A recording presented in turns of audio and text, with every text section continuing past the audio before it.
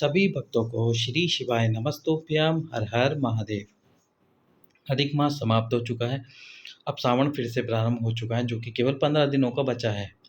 तो आप इस सावन में यदि आपने अधिक मास के व्रत किए हैं, तो जो तुम्रुका जी वाला उपाय है संतान की प्राप्ति के लिए, जो कि 7 सोमवार का उपाय है, वह उपाय जरूर करें। यदि सावन के अभी भी आप व्रत कर रहे हैं, क्योंकि सावन का महीना अभी भी चल रहा है, तो सावन के महीने में आप फिर से आपके सावन के व्रत करें। और यदि आप सावन के व्रत नहीं करते हैं, तो अब जो बचे हुए दिन हैं उनसे ही जो अगला सोमवार आ रहा है, उस अगले सोमवार से आप ये संतान प्राप्ति का उपाय निश्चित रूप से शुरू कीजिए। और जो भादवा आएगा सावन के बाद में, उसमें आपका संतान प्राप्ति का उपाय जारी रहेगा। और यदि जो माताएं बहनें पहले से ये उपाय कर रही हैं, उन्हें ये उपाय फिर से शुरू करने की ज़रूरत नहीं है। पहले इस उपाय को समाप्त कीजिए, या फिर जो पशुपति व्रत कर रही हैं वो अपना पशुपति व्रत करते रहें। ये उपाय उनके लिए है जो अभी कोई उपाय नहीं कर रही, या फिर जिनको उपाय चाहिए कि वो एक ऐसा उपाय कर सके जिससे कि उनको संतान की कामना, संतान की प्राप्ति हो सके। तो ये उनके लिए है। यदि आप सावन के सोमवार या फिर सावन के व्रत नहीं करते हैं, तो फिर आप जो अगला सोमवार आ रहा है, उस सोमवार से ये उपाय शुरू कर सकते हैं। ये उपाय किस प्रकार से करना है आपको, तो इसमें आपको एक सोमवार जिस दिन आप व्रत करेंगे, उस दिन आपको 5 वस्तुओं की आवश्यकता होगी। सबसे पहले तो एक बात बता देते हैं, जैसे तो गुरुजी ने कहा था कि पंचपात्र जल की इसमें आवश्यकता होती है। अब कुछ महिलाओं को पंचपात्र नहीं मिल पाता, क्योंकि पंचपात्र अलग अलग प्रकार के आते हैं। पंचपात्र आता है जिसमें अलग अलग प्रकार के पात्र होते हैं।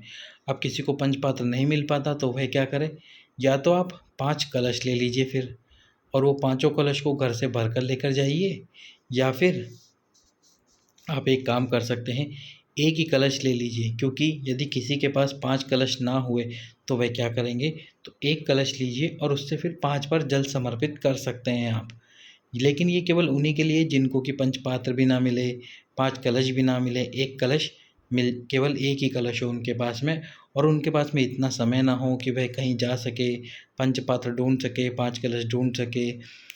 फिर अब कुछ माताएं बहनें पूछेंगी कि मैंने पिछले वीडियो में बताया था कि आप अपने घर से चम्मच ले सकते हैं, कटोरी ले सकते हैं, प्लेट ले सकते हैं पंचपात्रों के लिए। लेकिन किसी किसी को ध्यान ना रहे उस दिन, जिस दिन वो व्रत करने जाए, उनसे कोई भूल चूक हो जाए, तो इसलिए जो माताएं बहनें अपना उपाय कर रही हैं वो वैसे उपाय करती रहें।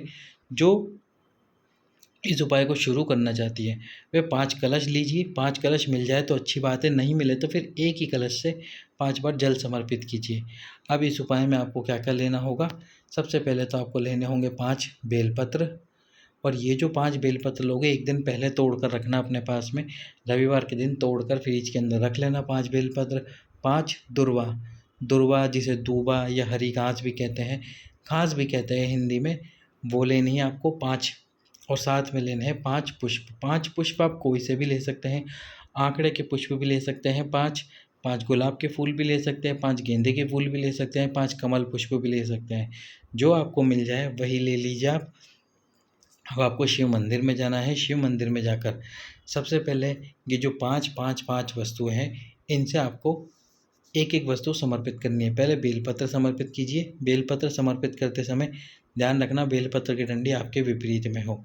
जब बेलपत्र समर्पित कर रहे हो तो तुम रुका जी का नाम जरूर ले।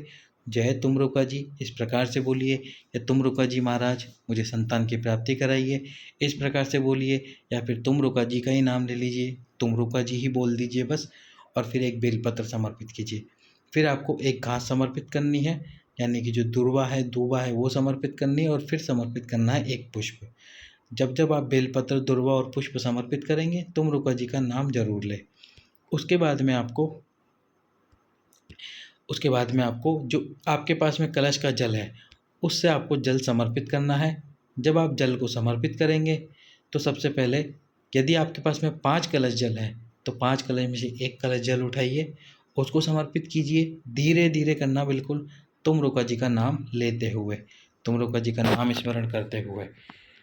यदि आपके पास में एक ही कलश जल है, तो उसी को समर्पित कीजिए। पर अपने पास में कोई पात्र जरूर रखिए जिसमें से आप एक और कलश जल भर सके, यानी कि 5 पात्र जितना पानी जरूर रखिए। कोई बाल्टी हो, कोई पात्र हो, वो ज़रूर रखें अपने पास, जिससे आप जल समर्पित कर सकें।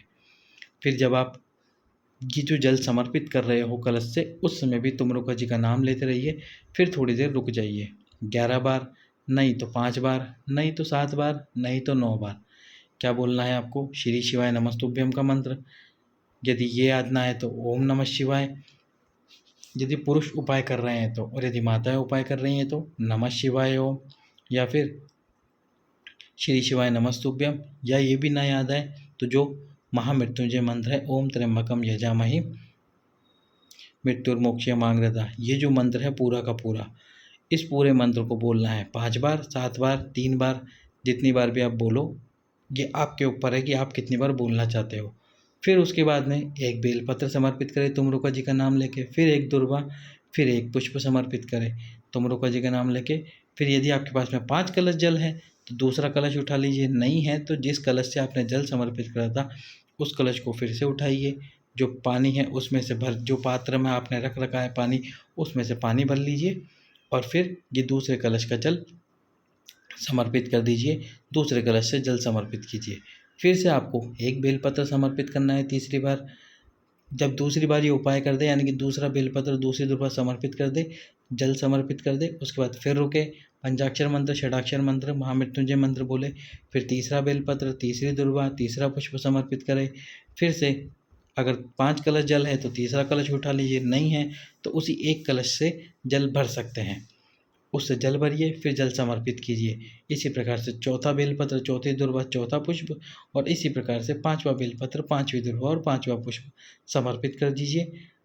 5 कलश है तो चौथे कलश से जल समर्पित कीजिए, नहीं है तो फिर आप उसी कलश को चौथी बार भरिए, उसी कलश को 5वीं बार भरिए जल से। यदि जल बच जाए पात्र में तो उसको साइड में रख देना। बस आप तो केवल जितना कलश में जल आया है उतना ही समर्पित करना। जब जब आप बेलपत्र, दुर्वा और पुष्प समर्पित करोगे तुम रेणुका जी का नाम जरूर लोगे। साथ में जब जल चढ़ा रहे होंगे तब भी तुम रेणुका जी का नाम जरूर लेंगे। उसके बाद में जब जल चढ़ा दे एक बार तो बीच में रुके, पंचाक्षर मंत्र, षडाक्षर मंत्र या फिर महामृत्युंजय मंत्र जरूर बोले। और इस प्रकार से आप ये उपाय कीजिए। एक सोमवार ये उपाय करेंगे, दूसरे सोमवार को फिर से उपाय करने जाइए। यदि आपका सोमवार का व्रत है, आप सोमवार का व्रत रखते हैं, तो फिर आप पहले आपके व्रत की पूजा कीजिए, उसके बाद ये उपाय कीजिए। जैसे कि मान लीजिए सोमवार के व्रत में तो सुबह एक बार ही पूजा करते हैं, शाम की पूजा करते हैं या नहीं ये आप जानते हैं, मुझे नहीं पता, पर मुझे केवल इतना सा पता है कि सोमवार के व्रत में एक बार ही पूजा करते हैं शिव मंदिर में जाकर सुबह। यदि आप शाम की पूजा भी करते हैं तो आप शाम की पूजा करिए, उसके बाद में ये उपाय करिए। इस प्रकार से, और जो व्रत नहीं करते, पूजा नहीं करते, वो केवल यही उपाय ही करें। जो पशुपति व्रत कर रहे हैं वो अपने पशुपति व्रत को करते रहें।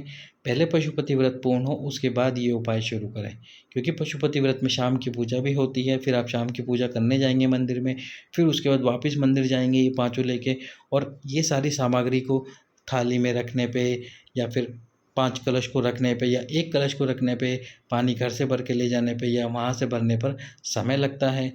क्योंकि पशुपति व्रत में आपको मीठे का भोजन भी बनाना होता है, दीपों को भी लेके जाना होता है, 6 दीप भी लेके जाने होते हैं, तो आपका समय बहुत ज़्यादा ही लग जाएगा।